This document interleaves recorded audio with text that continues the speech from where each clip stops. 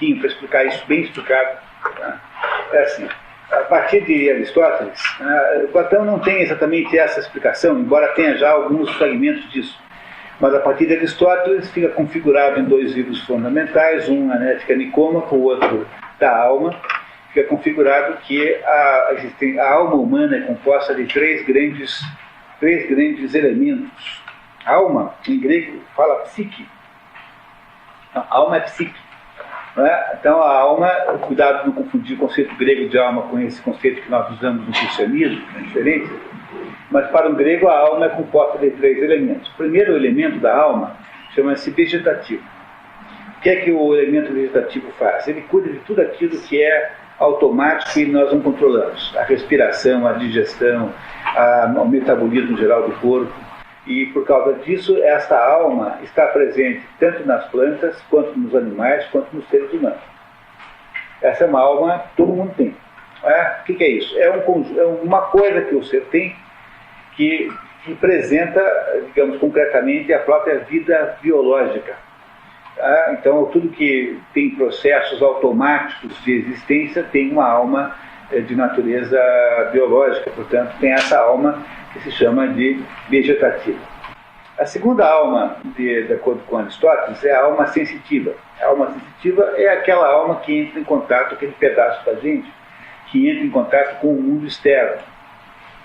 Ora, nós somos rodeados de um mundo que nos cerca, e nós temos, com relação a esse mundo, nós temos percepções sensoriais. Quer dizer, os nossos sentidos nos dizem coisas sobre esse mundo. Eles estão agora me vendo e me ouvindo. Não é? Então, vocês estão ligados ao que está fora do mundo interior de vocês pelos seus sentidos. E desses sentidos, então, nascem, por causa do seu funcionamento, nascem os diversos desejos, as diversas impressões que se tem sobre o mundo externo, que são todas impressões emocionais. Portanto, se eu vejo um cachorro correndo por cima de mim, um cachorro grande, eu vou sentir medo. Se eu vir uma moça bonita, eu vou sentir prazer. Se eu vir um alimento apetitoso, eu vou sentir vontade de comer. Entenderam? Quer dizer, a nossa existência sensorial implica necessariamente que nós tenhamos, com relação a essas coisas que o mundo nos mostra, que os nossos sentidos nos mostram, tenhamos alguma reação interna. Pode ser de todos os tipos. Como esse mundo sensorial é apenas o mundo das relações entre o ser e aquilo que está fora do ser, ele também existe nos animais. As plantas não têm isso, embora haja uma outra teoria de gente que, por exemplo, que acha que as suas samambaias preferem Bach a Brahms. Mas isso ainda está no âmbito da esquisitice, assim. Né? Isso ainda está no âmbito da esquisitice. Uma vez chegaram para o Niemeyer não, aquele paisagista, como é o nome dele, Burle Marx. Assim, olha, tinha duas granfinas numa festa, assim, olha, professor Burle, eu sempre descobri que as minhas plantas adoram Beethoven. Eu assim, as minhas adoram Mozart. Aí o Burle Marx falou, as minhas adoram Bosta. Apenas para mostrar a diferença de perspectiva.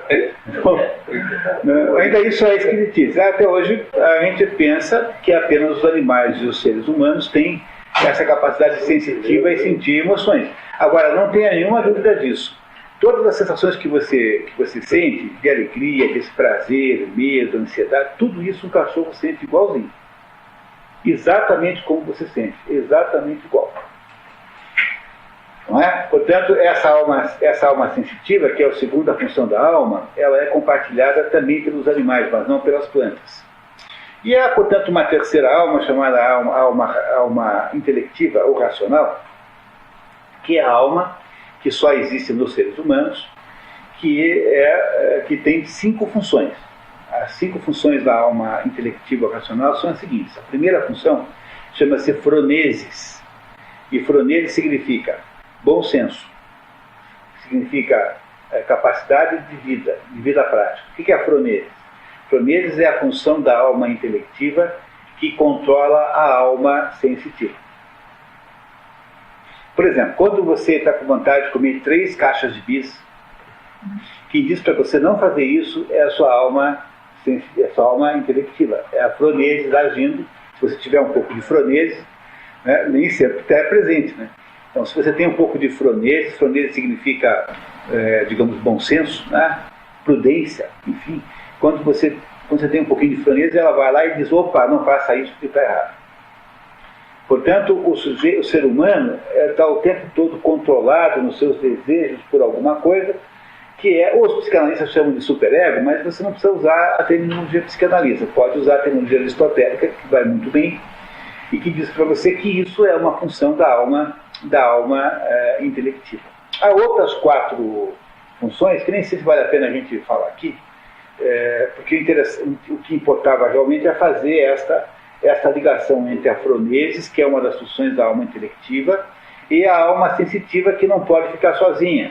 Porque se ela ficar sozinha, ela vai se comportar animalescamente. Por isso que Aristóteles dizia que uma vida humana voltada para prazeres é uma vida meio zoológica, em última análise.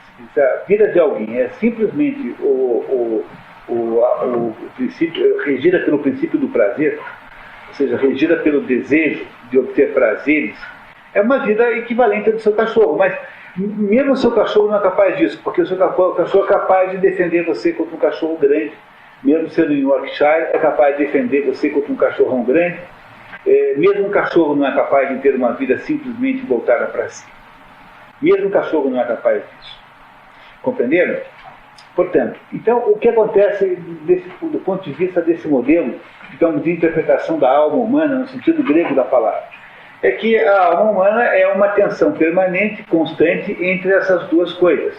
Entre os desejos, que são desejos livres e, de alguma maneira, caóticos e abertos, e, do outro lado, um esforço permanente de controle desses desejos, liberando apenas os desejos legítimos e prendendo os desejos ilegítimos. Pois, mas não é isso que é a vida humana, fundamentalmente? Não é? É por essa razão que você não mata todo mundo que te faz desaforo no trânsito, é por essa razão que você não tem uma vida completamente voltada para dispersar os seus recursos, essa é a razão pela qual você não passa um ano inteiro na piscina ou na praia, essa é a razão pela qual você não toma porres médicos todos os dias, porque alguma coisa em você controla os seus desejos. E apenas os desejos legítimos é que são permitidos, permitem-se liberar. Os desejos ilegítimos são, de alguma maneira, controlados.